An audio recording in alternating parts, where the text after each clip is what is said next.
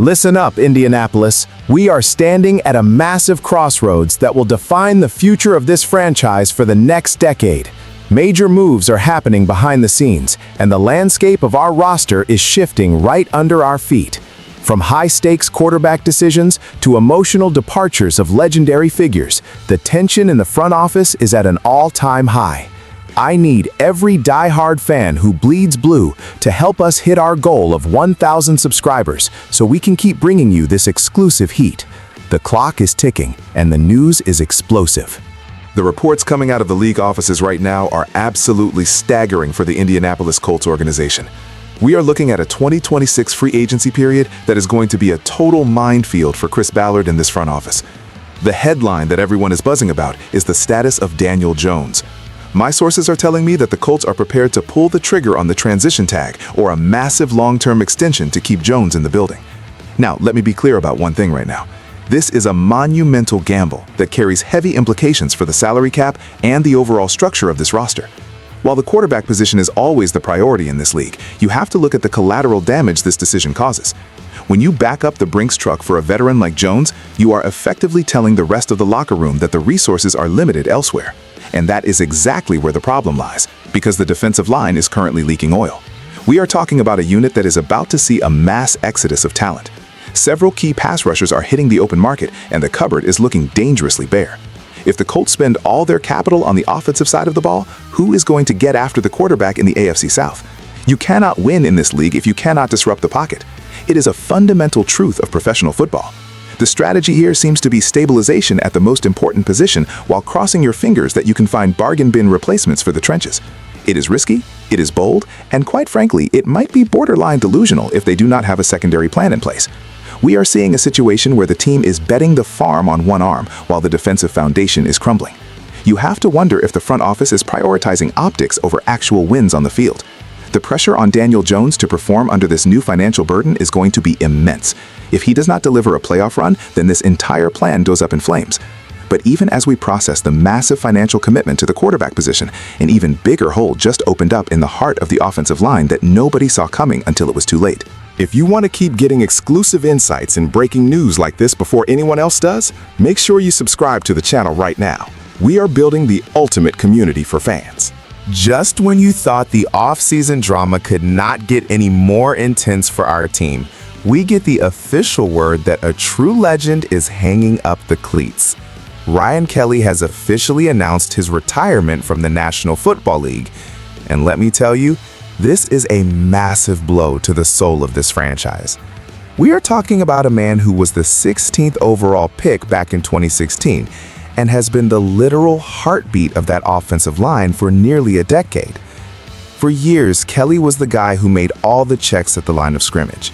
He was the one who ensured the protection was right, and he was the one who stood up in that locker room as a consistent leader through the highs and the lows. Losing a player of his caliber is not just about losing a blocker on the field. It is about losing the institutional knowledge and the grit that defines a winning culture. When you look at the landscape of the offensive line right now, without Ryan Kelly, there is a gaping void right in the middle that should terrify every single person in the building. You are asking a new quarterback to operate behind a center who does not have that same level of experience or chemistry. It is a nightmare scenario for a coaching staff that is already trying to manage a transition period. I am sitting here wondering how the front office plans to replace a 3-time Pro Bowler who knew the system inside and out. You don't just find guys like Ryan Kelly on the street or in the middle rounds of the draft. He was a pillar of stability in an era of constant change for the Indianapolis Colts. His departure means the offensive line is now in a state of flux at the worst possible time. We are talking about a position group that needs to be a brick wall if this team wants to compete for a championship. Without Kelly, the communication could break down and the entire offensive scheme could suffer. It's an emotional day for the fans who watched him grow from a rookie into a veteran leader. But in the cold, hard business of the NFL, there is no time for sentimentality because the roster moves keep coming. This retirement forces the front office to pivot their strategy once again, and it might lead to a catastrophic loss of talent at the wide receiver position that will leave the fan base absolutely livid.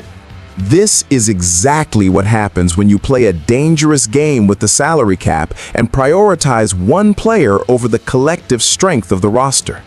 The news is breaking right now that Alec Pierce is likely headed out of Indianapolis, and this is a disaster waiting to happen.